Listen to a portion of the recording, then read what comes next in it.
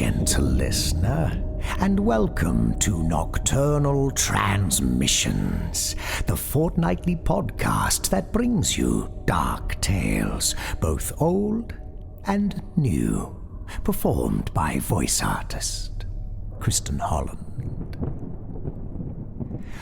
Beelzebub, Lucifer, Old Nick, Mephistopheles, Tempter, Prince of Darkness, Old Scratch, Lord of the Flies, Diablo, the Evil One, Abaddon and Apollyon, Father of Lies, the Dragon, the Adversary, the Beast, Satan, Serpent, Archfiend.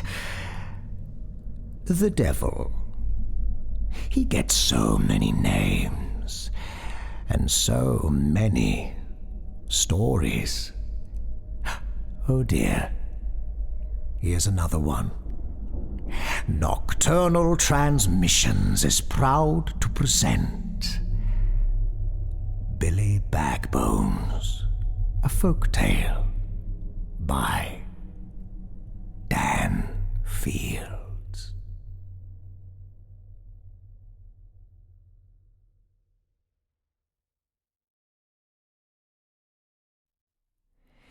There's an old song about Billy BAGBONES. I bet most of you know it, but it's only a little bit of the story. I've got cousins way out in the country whose people were neighbors with his folks. When I was little, my great-aunt Winnie told me all of it, the way she heard it when she was just a little older than me. A long time ago, in the foothills thick with trees, a few miles south of where we are tonight, a little boy lived in a falling down cabin. His name was Billy Boggs. His daddy brewed moonshine from corn and dogwood bark and pine cones to sell in town, but kept too much for himself to make much money. His mama took in sewing and laundry, even though she couldn't keep herself clean to begin with. Billy's granny lived there too, and bought tobacco to chew with money that could have fed the family better. Billy was 7 years old, and there was nothing much special about him, good or bad. He liked fishing and tree climbing, just like any boy, even though he could never find another kid to play with. Parents taught their children to steer shy of Billy Boggs because he belonged to bad folks. His mama and daddy hadn't started out bad, but they came from bad folks and were sad and mean and rotted from hard living. Instead of teaching his son to shoot and fight and brew, Billy's daddy taught him just enough wood chopping to keep the fire burning, then left him alone, except to beat him. "You're a dumb, dirty kid," Billy's old man told him, "and that's all you'll ever be." The old man had fine ears like a hound dog. He could hear the revenue man's truck coming 5 miles away, and he could track hogs and deer through the brush without having to wound them first. He could hear any time the boy came in easy swatting range, no matter how quiet Billy tried to be. He could have been a hunting guide or plenty other useful things, but he drank too much for steady work, so he wasted and grumbled his life away, hearing the world go on around him and blaming his son for it. Billy's mama wasn't much for washing, but she had fine fingers and a gift for sewing. She worked long hours in the house, never so much as going to the porch to watch the sun set. She muttered under her breath what sounded like prayers, but they were full of cuss words, and when Billy came to help her, she kicked his legs or poked him with pins. "You're a nasty child of sin," she told him, "and you'll never be anything else." She'd had an old banjo, but Billy only remembered her picking it once when he was just a baby. She'd sold it off to spring Billy's daddy from jail for fighting. If she hadn't married Daddy, she could have picked the banjo for real money, maybe even played gospel meetings on the radio. But she'd had to marry, she said, and gave Billy another kick or a hard poke in the ribs when she thought of it. Billy tried to be good, fetched and carried for and did every last thing she thought up for him to do. He reckoned if he could figure out how to be a good boy, things would ease up on him. Billy's mama never went to the porch because his granny practically lived there, and she was the flat worst. She'd stare at the boy like a chicken hawk as he came and went, spitting her jaw into the weeds, unless Billy stopped to speak to her or even look at her. Then she'd hawk brown slime right in his eye and pinch him with her birdie claws. "You're a filthy little twerp," she'd screech at him, "and you'll never be good for a thing." Then he'd always get a slap and a kick at supper from his daddy and mama both for what they called provoking his granny. Billy was never sure whether his granny was his daddy's mama or his mama's mama. They all went together so natural it hardly mattered. He was not about to ask fool questions just to get beat up. Most of his time he spent thinking of ways he could try harder to be good. He wasn't all that dirty, and he certainly was not dumb, but he'd been called it so many times he more or less believed it. It was why he never thought of running away. One day the sun came out with no clouds to hide it. The air was warm with a soft breeze that made the trees whisper sweet things. Daddy had passed out drunk, Granny was in bed with hay fever, and Mama was deep in a basket full of sheets to mend, muttering her dirty prayers to the ugly gods in her heart. Billy ran down to the creek, happy and free. Perfect days only came a few times a year, and they taught him what it means to be blessed, even though he didn't know the word well enough to say it out loud. The frogs were out in the creek enjoying the warm sun, yet he didn't find a single snake to bother him. He splashed and laughed in the creek, piling mud on his feet just to watch the current wash it clean away. If that day had not come along so nice, he might have thought all girls and boys grew up the same as him. He was fixin' to learn different. 2 little children found him there, a boy and a girl. They weren't from town or from a farm. They said their folks were traveling north to a place called Ohio, and they'd stopped the wagon for a picnic just up the hill. Billy was so glad to meet people who didn't know him or who he belonged to that he played all sorts of games with them, pirates and hide-and-seek and skip-a-rock. Billy caught flies and set them on the water in front of a big old bullfrog who'd shoot out his tongue and lasso them into his wide mouth. When it was time to go, Billy gave each of his new friends a button off his shirt to keep. They were nice buttons, but nearly ready to fall off, and he wouldn't ask his mama to sew them when she was eaten up with work. Just as he was leaving for home himself, the bullfrog hopped up to him and burped a happy song. Billy decided to keep him as a pet, to help him remember the wonderful day he'd had at the creek. When Billy came running into the cabin, bursting with excitement over the friends he'd made, he thought somehow he could keep life from going back to normal. It already had. He held the bullfrog up to his mama, just as proud as he could be. "I trained him to follow me," he said, thinking a bad, sinful child could never do such a marvelous thing. His mama didn't say a word at first.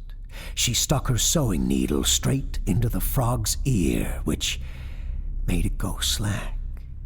Then she grabbed the floppy thing by its big legs and slammed its head against the floor. The poor thing never made another croak, but his mama had something to say. "Well, go and build a fire to stew it in, and how come there ain't no fresh wood in the fireplace?" And she knocked him on the side of the head. Billy had taken every kind of licking there was, but something about the way she did with his frog made him feel different. It was just like she'd knocked those nice children, who wouldn't hurt nobody, on the side of their heads, too. What had the old bullfrog done but be hungry and friendly?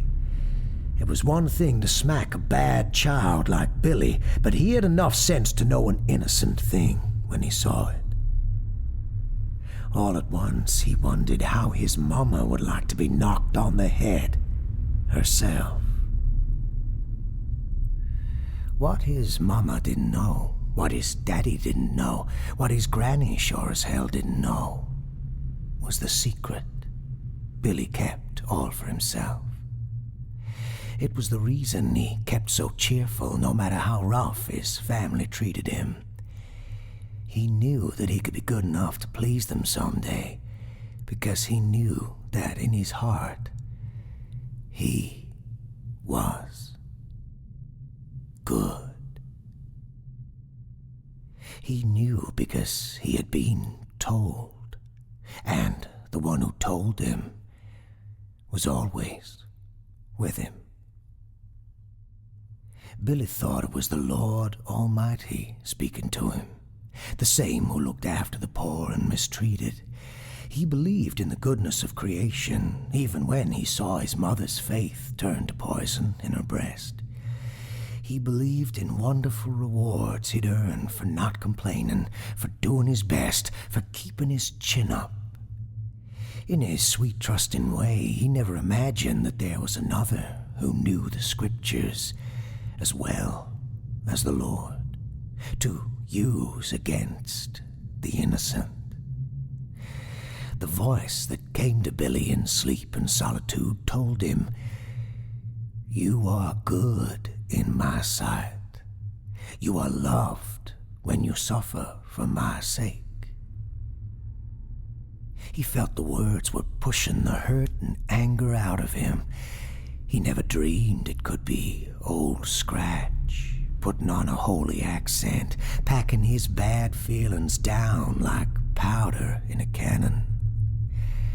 For months and years, the devil had played his trick on Billy, until he only needed to touch a spark to the charge in the boy's belly. "Now, my son," said the voice in Billy's heart, "free yourself. Show them what they've made." There was a wooden mallet in the kitchen that his mama used for pounding hog meat tender when they had any. It was stained dark with hog blood, so Billy figured nobody would mind if he spoiled it some more. He took it right back to his mama and gave her a good knock right in the jawbone. She slid from her chair to the floor with a kind of wet-sounding sigh. Billy figured another knock would really teach her, and once he'd done that, he had a hard time thinking of reasons to stop.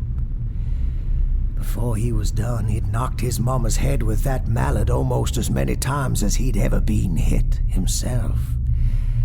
Finally, his arm got tired, and the mallet felt heavier than before, and he noticed there was hardly any head left to knock. Billy's daddy found him in the yard a while later.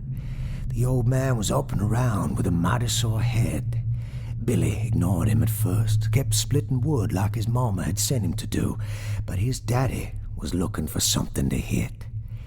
He saw the dark, rusty footprints Billy had made all down the porch and settled on that for a reason. He punched the back of the boy's head, nearly knocking him forward over the splitting stump. Billy almost fell on the hatchet he used to split smaller pieces and shave off kindling. Things might have stopped there if he had. His daddy would have run off to the hills, or maybe had a change of heart and cried for the love he'd kept from his only son. Or maybe kept on drinking till somebody found the four of them, knocked and chopped and drunk and starved to death, all around the falling down cabin on the hill. Instead, Billy stumbled forward a step and caught himself. He didn't turn around right away, but he cocked his body to move quick, like a little clock spring. The voice of love was talking to him again, telling him carefully every little thing he ought to do. "What the hell you stepping, boy?" growled his daddy. "You hear me, dummy?" Billy gave his daddy the chance to calm down, to back off, just as the voice in his heart told him. That way he could never be blamed for what might happen. When his daddy's rough hand spun him around, Billy was ready with the hatchet. He was just the right height to swing for the big man's knee. A second later, the two halves of the knee dropped to the ground, and the big, broad chest was lined up for a second stroke. A second after that, the forehead of the man, now roaring in pain and surprise, was lined up for strike 3. Billy had never swung an axe crosswise at a standing tree, but he knew how to hit a baseball. It was just about the same thing. Billy was stoking up the fire when his granny came out of bed to complain about the noise, or maybe about the quiet, or maybe that no dinner was cooking yet. She stood above him in her shawl, screeching about the ruined floor that seemed to concern her a good deal more than Billy's mama with her head all gone. When she saw the boy all caked in gore, she cursed him, telling him she'd always known he'd bring them ruin. "Hateful, hateful, hateful," she spat. "Shame on the day that saw you born." Billy, who now knew that shame and ruin had existed long before him, had in fact brought him unwilling into the world, had nothing much to say. He had spoken his last a while ago. The voice of love gave its next instruction.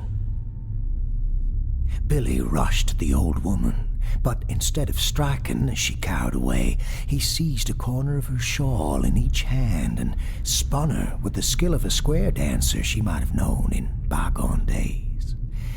He released her just so to send her tumbling across the hearth into the well-built fire. As she cried and flailed and crackled, he held the iron poker that she had used to stir him from idleness in the past, yet he treated her with the gentleness he owed his elders. He only used a few soft jabs of the iron to keep her from crawling out, until she was quite still and a pleasant roasting smell filled the cabin.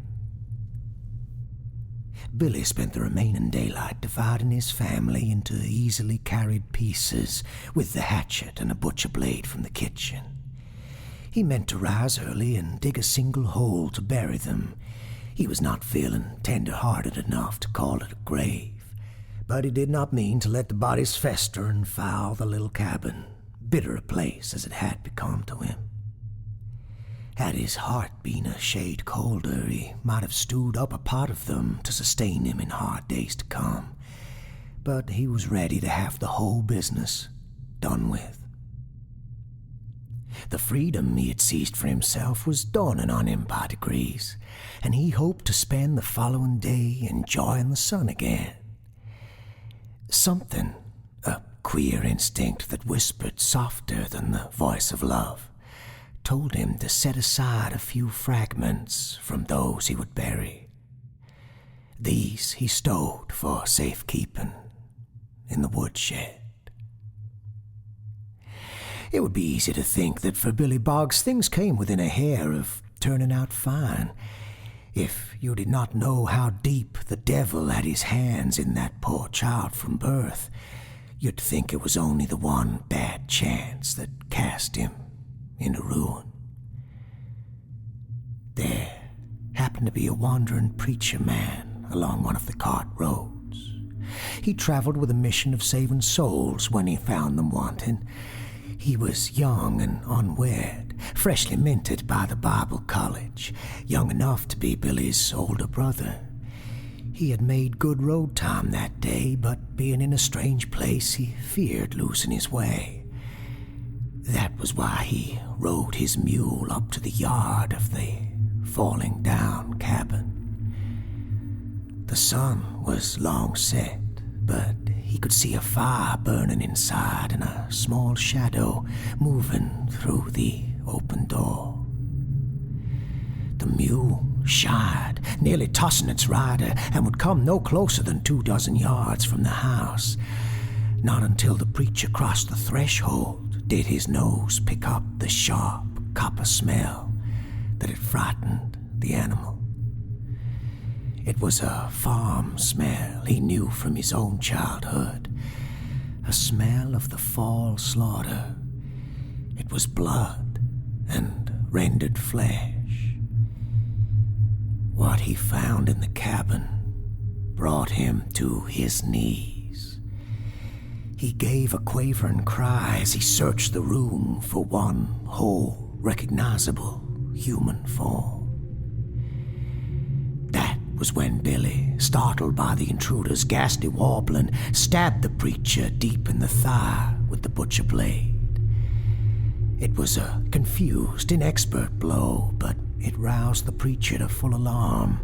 Unmindful of his hurt leg, the man retreated into the yard and leapt on his mule, kicking the bewildered beast to speed with his good leg. He rode it like a hellhound 4 miles to town, crying murder and massacre all the way. The town folks returned to the cabin a short time later. The sight of a holy man with blood all down his leg and terror in his eyes put them in a sort of frenzy that it might not so much these days.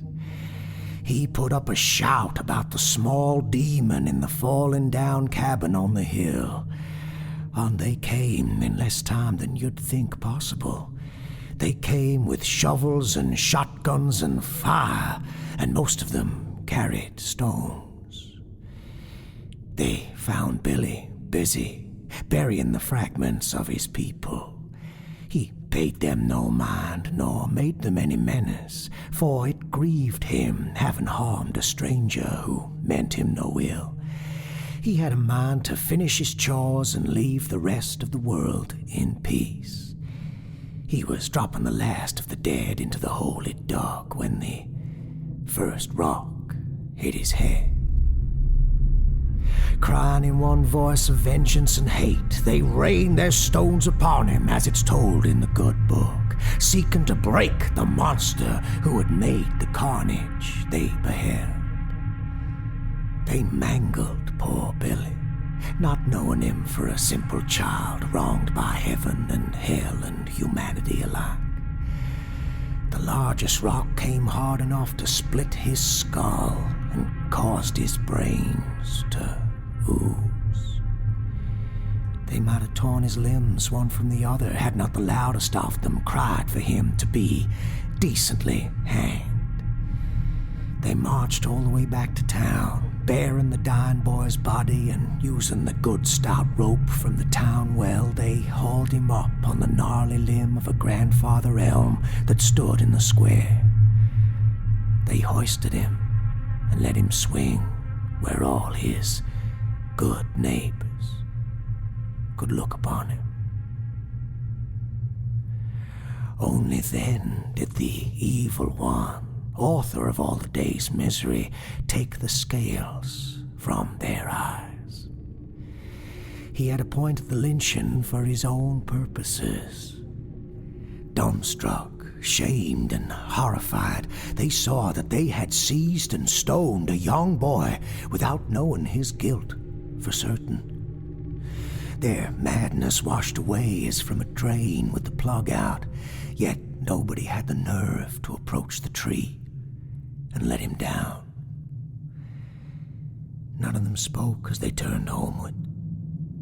The only sound was Billy Boggs twisting at the end of a rope, high on the elm, in the center of town.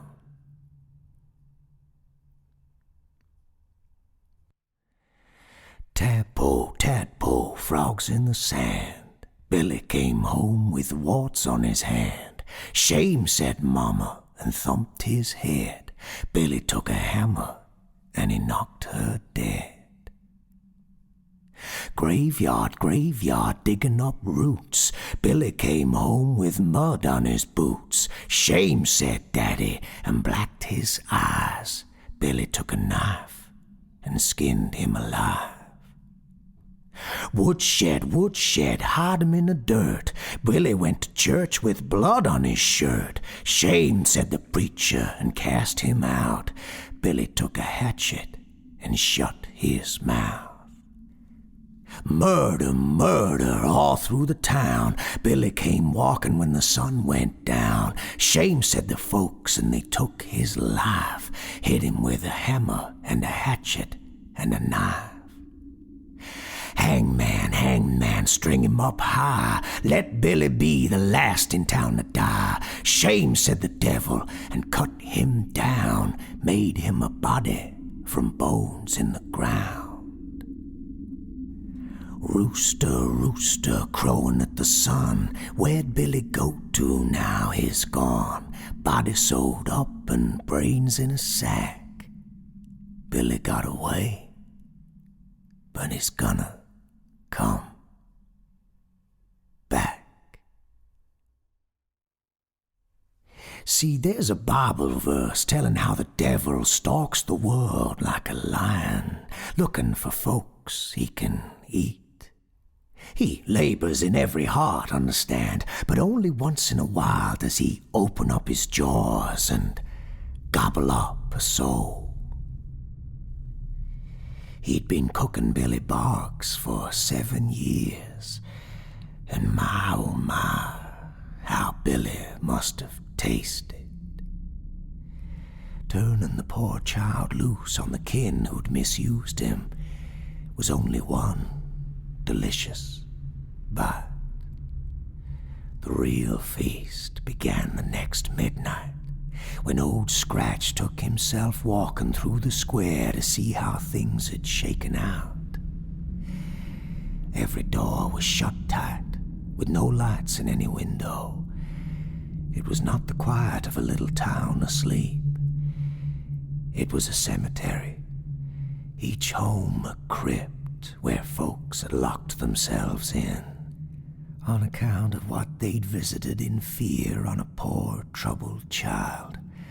They dared not speak or look one another in the eyes.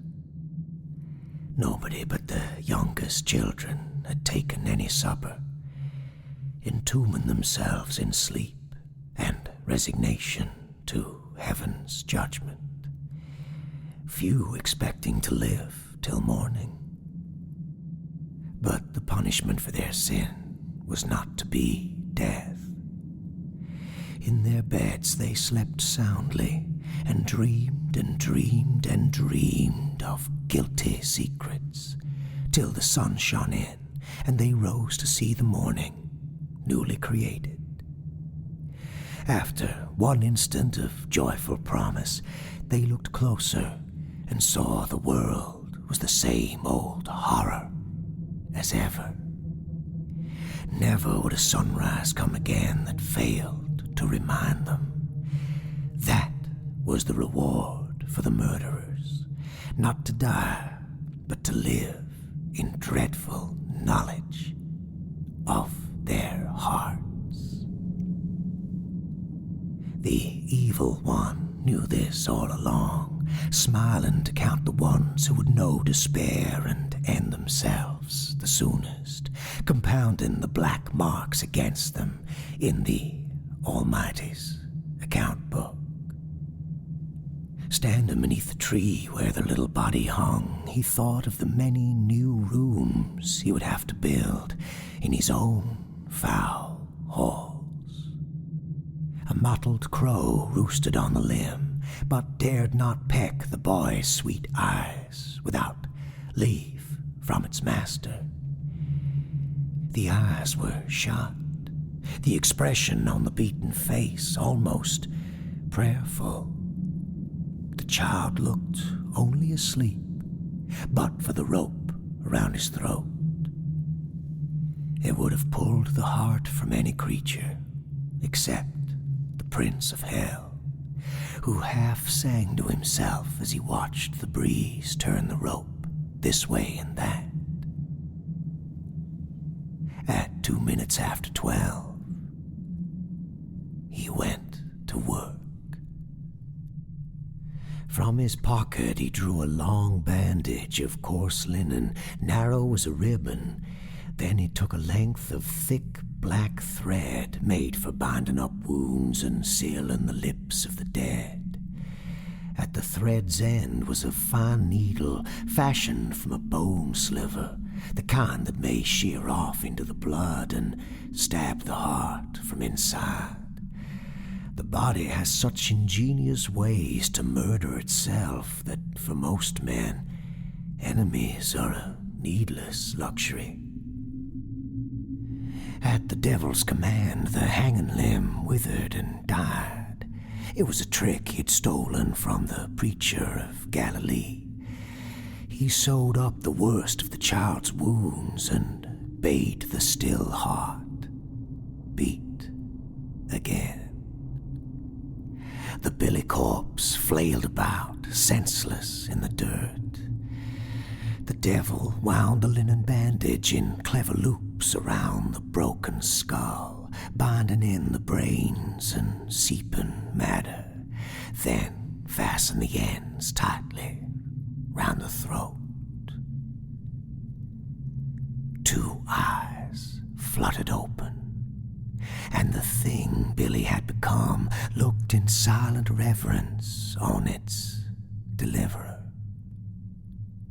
Old Scratch had no stern decree for his dear one, no brutal marching order. He had come to teach the boy secret ways of mending himself. At dawn, he handed over the oily black thread as a gift and sent the Billy thing away to walk the world. The folks in town were reluctant to shake off sleep. It was Sunday, but nobody went to ring the church bell. They dared not tempt holy wrath before the Lord's altar. Instead, they came in barefoot 2s and 3s to the town square, where they found the hanging tree fallen, the rope a frayed and snake-like ruin. As the women who found the open tomb on blessed Easter felt wonder and joy, so these folks felt prostrate in horror. It was a dreadful discovery, yet in their hearts many were not surprised. The devil had claimed and preserved his own. That did nothing to soothe or justify their hearts. In silent assent they gathered lamps and candles. As pilgrims they went, 2 by 2, up the hill to the falling down cabin. There, as the company looked on murmuring psalms, each one cast his light through the window until tongues of flame rose high above the eaves, issuing a black column of hell smoke. The congregation prayed that their penitent act be accepted as a cleansing, not as a further mockery of the commandments they had all held sacred before the madness of the previous night. Billy wandered the nearby woods for some hours, till long after the interlopers had gone home again. From an old memory, or old it seemed after his long night of hell, he found his way back. The ruins of the house were smoking, a vile remembrance charred into the earth, but he did not come in search of shelter. In the woodshed he found the tokens he had saved, obeying the command of his false conscience. With the gory hatchet he cut his fingers free, one by one. In place of them, he stitched the slender fingers of his mother. The womanly digits on his chubby child's fists were spidery and queer, but with his nimble new hands he could grasp and sew and do all manner of things much faster. With rough strokes of the bone-blunted knife, he took his father's keen ears for his own, sewing them in place under the bandages that made his soft skull. With these he could track anything through the dark, no matter how small or fleet. He had no use for a sharp tongue, and anyhow his granny's was stained with chaw. Her lungs were tough and calloused from the exercise of shrieking. Instead, he took her flinty eyes, which could see everything by dark and by day, sometimes things only imagined. With the devil's art and his gift of needle and thread, Billy made himself all new.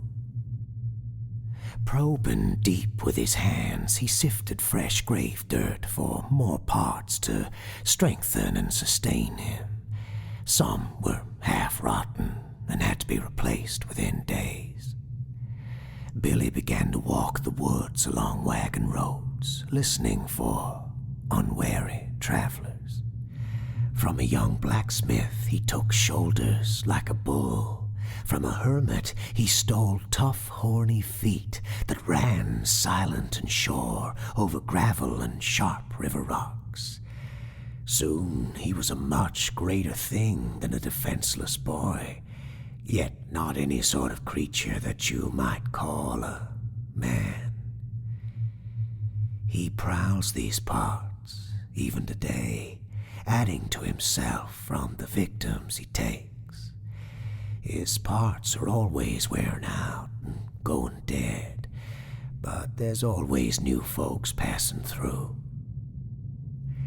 I reckon one day he'd like to have a good left leg like yours, and a strong young heart like yours. Be careful in case he comes close enough to hear it beating in the dark. The one thing Billy never worked out is how to switch his dirty cloth head for a whole one of flesh and bone. Keeping his body alive while he changes heads, that's the one secret old Scratch never shared. He held it back to make sure Billy stays a monster, no matter how much life he gathers to himself. That way his wandering and searching will never end. And when our little ones grow older, the song will be theirs to sing.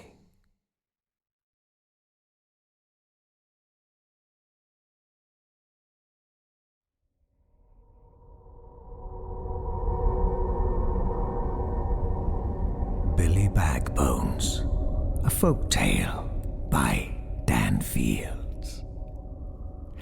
If you enjoyed this story and would like to hear more of Mr. Fields' work, please dig on into our back catalogue and enjoy Old Man Winter, featured in episode 74, Axe Mama, featured in episode 65, or Do Not Resuscitate, which we proudly featured in episode 57.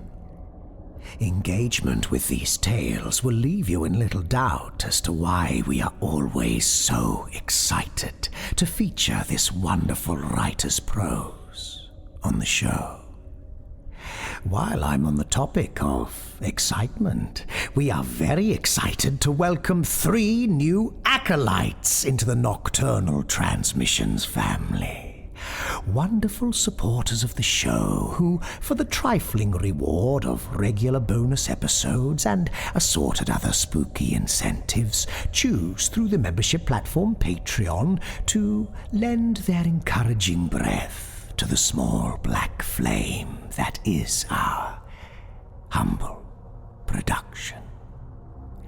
Joseph O., Gentleman Bastard, and J.B., welcome and thank you for your support. Oh, mentioning new acolytes always puts one in such a buoyant mood. Let's have a round of Nocturnal Transmissions Recommends! The segment where we discuss matter of a dark nature that we have been enjoying and wish to share with you. A pleasure shared is a pleasure doubled, after all, gentle listener. And coincidentally enough, this time around, our recommendation is, as it would happen, also doubled. But before we get to that, let's set the scene. Just last month, a great pillar in the world of movie making passed away. The award-winning director of many memorable films, including Mississippi Burning, Birdie, based on William Wharton's unforgettable novel, Evita, Fame, The Commitments, and Midnight Express, just to name a few. In 2013, he received the BAFTA Fellowship Award in recognition of outstanding achievement in the art forms of the moving image. Much praised for his extraordinary visuals and storytelling skill, he was also credited with breaking down the barriers between the American and British film industries and paving the way for fellow Brits to pursue Hollywood careers. I am, of course, talking about Alan Parker.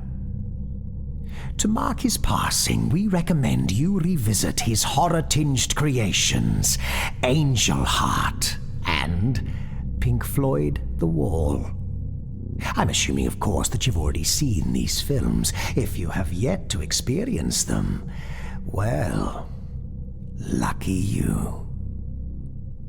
Angel Heart, starring Mickey Rourke, Robert De Niro, and rather scandalously at the time, Lisa Bonet, tells the story of a small-time private investigator who is hired to track down a singer, Johnny Favorite, who has mysteriously disappeared. His investigation leads him down into the sweltering heat of New Orleans, where he uncovers uncomfortable facts about Mr. Favorite, particularly in connection to his involvement with voodoo and black magic. Violent, disturbing murders follow in the wake of our private investigator's inquiries, until finally he finds himself trapped at the center of a diabolical predicament with, quite literally, hell to pay. The atmosphere created in this film through Mr. Parker's deft touch with visuals and sound will definitely appeal to those wanting the hairs on the back of their neck to stand up. And Robert De Niro's creepy turn as our detective's employer is also a real treat for those seeking some horror thrills. Highly recommended, gentle listener. Highly recommended. Now, I could have just stopped with Angel Heart, gentle listener, but I felt compelled to make mention of his other film, Pink Floyd, The Wall. This film had an enormous impact on our humble narrator in his formative years. Released in 1982, it is a movie adaptation of Pink Floyd's 1979 album, The Wall, with a screenplay written by Pink Floyd's bassist-singer Roger Waters. Although this was a famously troubled production, with much friction between Waters and Parker, the end product is a brilliantly realized nightmare, a near-overwhelming maelstrom of sight and sound, detailing a troubled rock star's descent into disillusionment, despair, and ultimately madness. Again, the imagery in this film is going to knock your socks off, gentle listener, but it's the sound that will leave an indelible mark on your fragile mind. Write a letter of apology to your neighbors and turn the volume up loud when you watch this one. Trust me, that is the only way to experience it. Oh, did I mention that it stars Bob Geldof from the Boomtown Rats as our central character? Despite no previous acting experience, he does a fantastic job, bringing enormous energy and commitment to the role, even when they filmed on Mondays. Alan Parker's The Wall and Angel Heart. Nocturnal Transmissions recommends them. This episode was brought to you with the generous assistance of our Patreon subscribers. A particular thank you goes out to our esteemed cohorts: Robert Troy Hampton Peterson, Sam Bell, Michael Wood, Evan Dooley, Donica Shelley Moody, and Alex Brewis. All non-public domain stories are featured with the permission of the authors. All voices and production are concocted by Kristin Holland. Until next time, as always, watch the skies, fear the dark, and don't trust anyone, especially yourself. Good night, gentle listener.